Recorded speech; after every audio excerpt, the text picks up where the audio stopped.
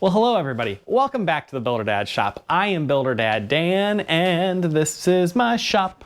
Yeah. So enough silliness there. Today I am looking at PETG filaments, and I've got three different brands. I've got Prusament, Polymaker, and eSUN. And you might be saying, why am I looking at these three different brands? And the simple answer is that I have been on Prusament now since 2021, and after I bought my first Prusa printer, I kind of stopped using all the other filaments, and I actually gave all of my filaments with my CR10 to my brother and said, here, have fun, go printing.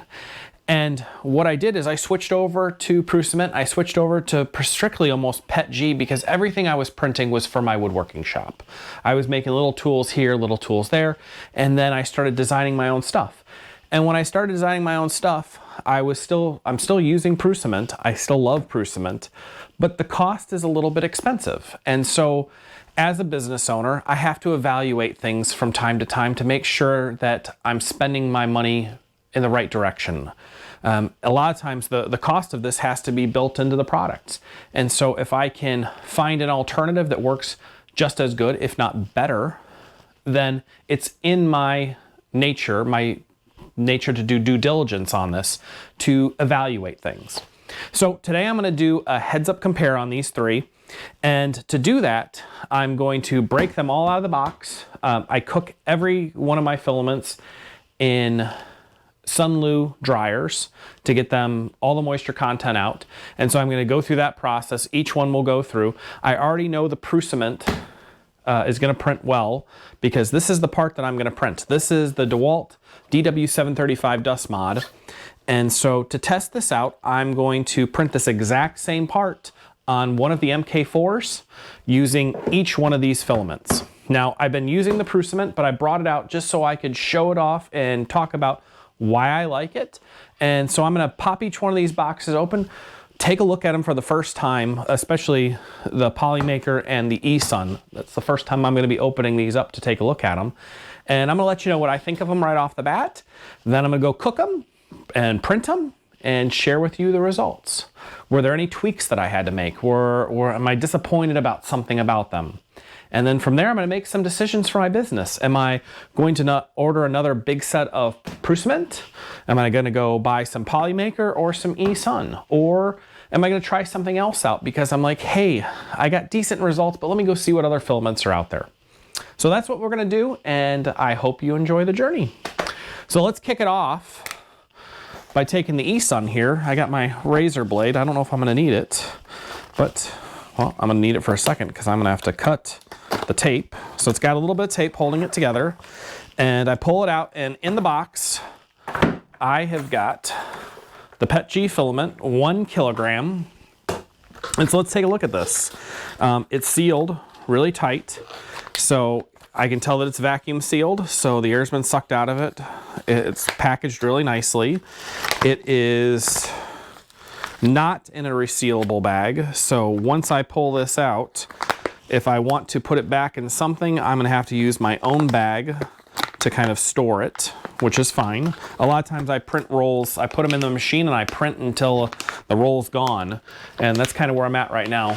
3 of the printers are all almost out of filament. So I'm going to take my knife, cut this open, and let's see what we got inside here. So first impressions, I'm so far happy with what I'm seeing. It looks to be well done so far. The winding looks tight on here. It's got a silica gel pack in there to keep humidity out, so that's cool. I'm still gonna cook it anyways. It's a cardboard. It's got cardboard on it, so that's nice. I don't know if I would like to do this in my bamboo AMS. I don't really like my bamboo AMS running my PETG right now, so I've actually got bamboo filament for the bamboo. But so far the roll looks well wound and tight. Everything seems to be in order. So I think I'm I'm okay with this. I mean, all my rolls hang on a spool holder, so the fact that this is cardboard, not plastic like Prusament, it's okay with me. So I'm gonna get this one cooking and we'll go from there. So next up, let's take a look at the Polymaker. Oh, cool. Now this one's vacuum sealed as well. Okay. This is Polymaker's, what is this? The Polylite PETG brand. Okay. Now this one is in a vacuum seal bag as well, but this is resealable. So I like that. That's better in my opinion. Because now if I was to use like a color, use this for a color that I don't normally run all the way to the end, I might print a little bit and then want to put it back in the bag. That resealable will be nice for me. So let's take a look at this one. And so we're gonna pop this out. And here we go. Okay, so it's got a silica gel pack in there, a little bit bigger than the other one. That's perfectly fine. So we know that they've at least tried to control the humidity in the packaging there. Again, we've got another cardboard holder for this. Again, not a problem on the Prusas because it's gonna, spool holder goes right through there and they spin on there. So I don't think that's gonna be a problem. It looks very nicely wound, tight. A little bit loose here right off the beginning. If you look at that, even though it's in here, you can see it's not as tightly wound as the eSUN. The eSUN is, it's not moving in there at all. So that's the first noticeable difference that I've got. The color, you can see the color difference right there.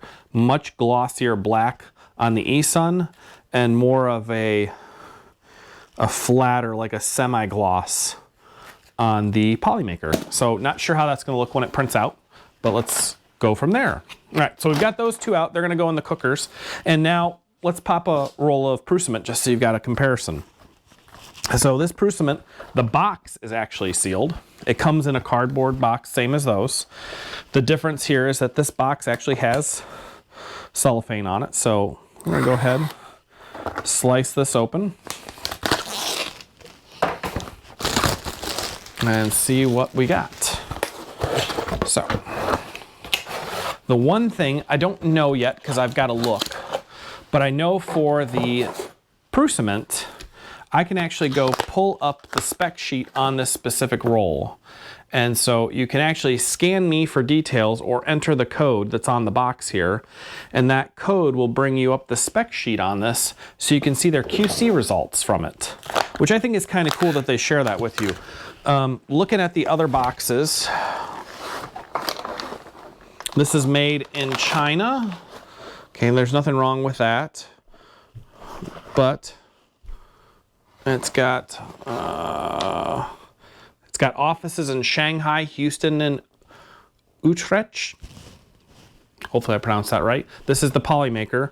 It's got no information on the backs about things. Oh, it's got a QR code that you can scan for product information. So I don't know about that yet, what that means, but we can take a look at that. And I probably will take a look at that as part of this comparison. Now, this one right here, scan with the transparency app. I don't know what that is. So I'm gonna do some testing off camera and then I'll come back and tell you about it. But here we go. The Prusament, again, sealed, vacuum sealed bag. It's got resealable to it as well. And let's pop this out to take a look. So now this is a vacuum sealed bag, it's resealable, and now the big difference here, it too has a silica gel pack to control the humidity in here. And this one is very tightly wound. It is a gloss black. And it actually has a spool holder or a spool roll that's plastic. And it's actually pretty nice.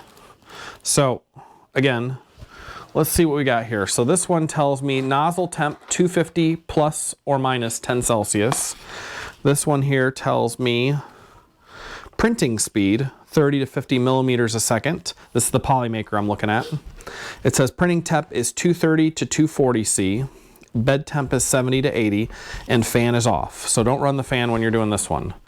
This one is nozzle temp 250, heat bed temp 80 to 80 plus or minus 10, and that's the Prusament Jet Black. Now the one thing I can say for sure I know is that the Prusa printers are designed and they have profiles in PrusaSlicer to automatically handle this. So to print these, I'm gonna have to switch up. I'm gonna have to decide, do I print with the same generic profiles or the same profiles, or do I switch to a generic profile? So I'm gonna have to debate on that for a minute.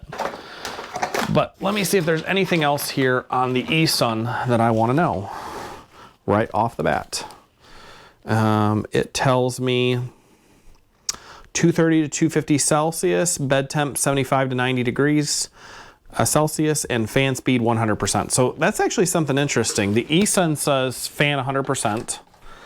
The Polymaker says don't use the fan, fan off. And the Prusament is gonna have fan off for a first layer, and it's gonna bring on the fan later. And so we're gonna do one last quick look at this just for comparison on color. And you can see here that the Polymaker in the middle here is actually more in line with the color of the Prusament. And then on the end here, the eSUN is a much higher gloss black. So I'm gonna switch this over for a second, put the eSUN over here, and so you can kind of see that it's a higher gloss black and what. So that is my first impressions of these filaments. So far, I don't see anything outstandingly wrong or great about any of them so far. The one thing I will say though is I do really appreciate the plastic spool holders. One of the reasons I appreciate it is because I actually order the refills of Jet Black a lot of times.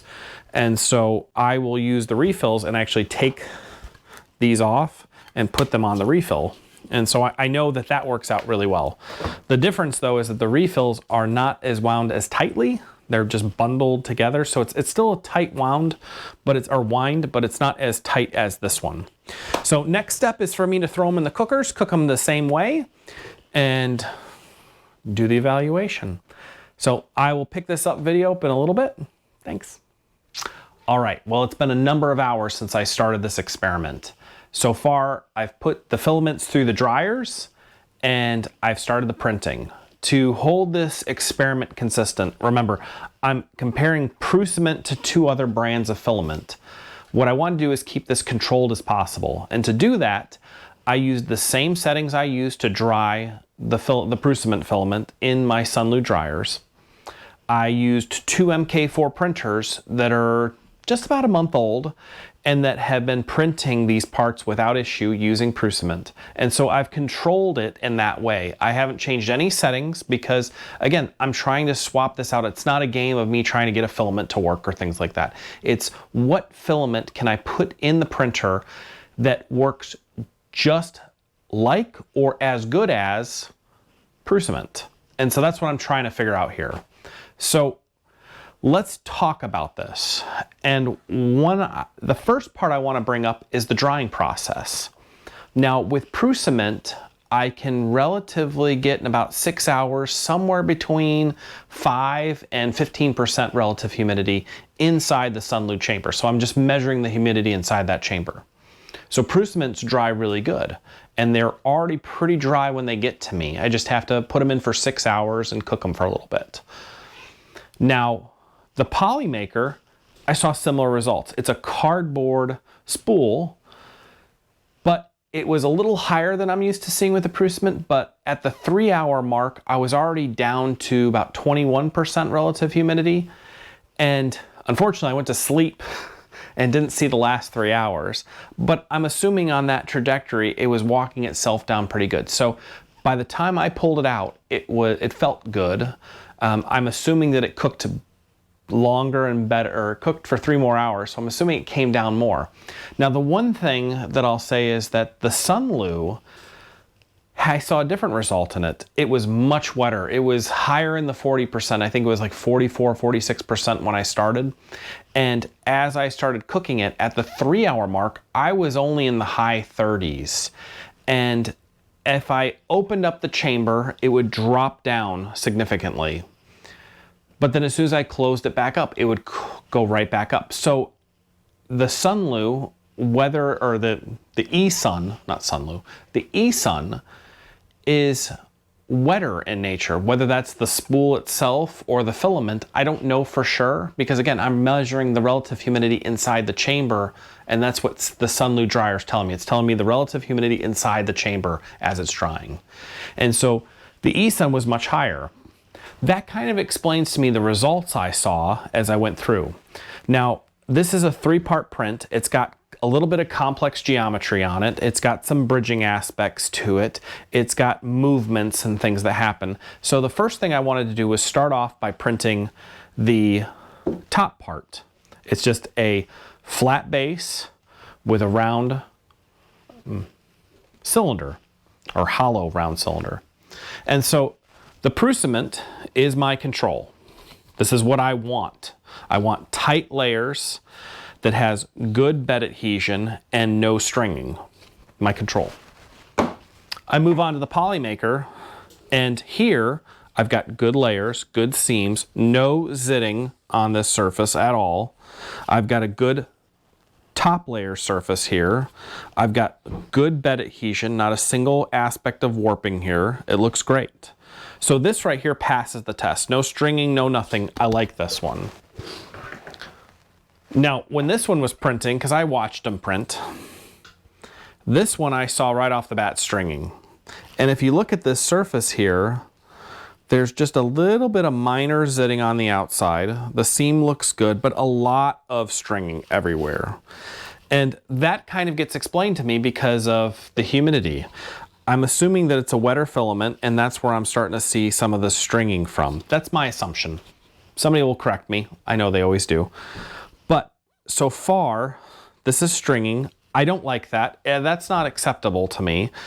It shouldn't string.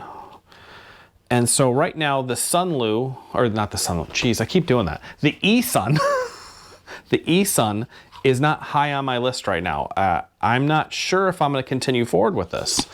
So now let's talk about this. I moved forward and I printed the part A, the first part of the boot. So again, my control, Prusament. If I look at this, no stringing, no surface issues, no zitting, nice tight layers, no bed adhesion problems, no warping. It looks great on this part A. Okay. The inside, tight layers. So this is the inner wall. I have no filament strings that are not attached. So everything's attached. It's a good adhesion. Okay. Polymaker. I'm seeing similar results. No stringing. Everything's looking good. Everything's looking tight. The bottom looks great. No warping whatsoever. The top layer, I don't see any zitting. I don't feel any zitting. Okay. The glue lines look good. There's a glue line here where 2 pieces stick out. So I would assume that I might have seen stringing there. Didn't see it. Looks good. Okay. Looks like a great piece. In here, the inner side, so this wall looks great. It's tight. Not a single problem there. It's a great print. Great print. So Polymaker doing a fantastic job right now. Now let's see, eSUN. All right. The surface, I've got zitting. I can feel it and I can see it. So not happy with that at all. I've got some stringing around the first lower set of layers. And yeah, the glue line stringing in here, lots of stringing in here, lots of stringing in here on the glue line. Stringing within the cylinders there. Okay. Now if I flip it over, this is where the eSUN falls on its face now and gets kicked out of this test because it's not a viable test now.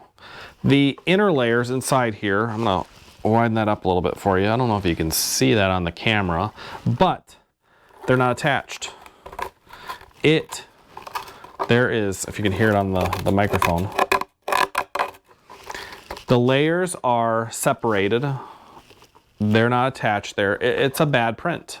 So eSUN produced a bad print on the MK4s that are not having any problems with Prusament or Polymaker. So right there, this test has excluded, and so the point of this was to evaluate these 3 brands to say, is Prusament the best? I still think it is. I think Polymaker is giving it a run for the money, and eSUN is not even a contender for me. So the eSUN's out, Polymaker is in it, and now I move on to the next test. And so this is where this video is gonna end, and I'm gonna let some time pass and I'll shoot a follow-up video to this, because now it's not just so much about what are my initial reactions to it. Now I've got to actually go pick up a couple extra rolls of Polymaker and see a roll-to-roll test. I know with Prusament, I have consistency across. I have yet to have had a problem with a Prusament roll inside my Prusa printers. I've had problems with the bamboo, however, that we exclude because I have 4 Prusas and I know that all 4 of those Prusas print this Prusament perfect. This is my tried and true. This is my standard that I like. Right now, Polymaker doing the same thing. So now let's figure out roll to roll, do they have consistency? Because that's the next test. So this video is going to end here. eSUN, it's a no for me. While you could probably mess with settings, you could probably adjust things here and there, the cost of it is relatively the same as the Polymaker. And so in my opinion, why even waste my time trying to adjust settings, right? Try to play to get this filament to work right, when the Polymaker ran with the stock Prusament settings just fine. And so that's kind of where I'm at. I'm gonna stick to this. We're gonna see how it goes. And if you got any questions, feel free to ask. I will share the information on the dryers that I use, the way that I dried them, because it was a consistent process for all of it. The funny part is the eSUN actually ran in the newer of the 2 dryers. They're both SUNLU dryers. The first one does not have a fan, but the second one does. It's got a full range cook. It cooks on the top and the bottom, so it's one of the newer generations, but the second one is even newer enough to have the fan component to it. So that's where we're at. I'll share all those results, and I hope this helped you out. I hope it answers some questions for you. I'm gonna go pick up some more filament of this one, and I'll let you know in a later video how it turns out. Well, until next time, stay safe in the shop.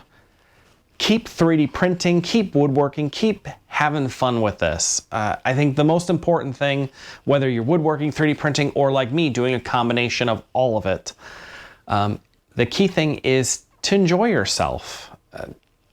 Keep trying to have fun. Hopefully you're having fun. And I'll keep at it and let you know how it goes. All right, till next time. Bye.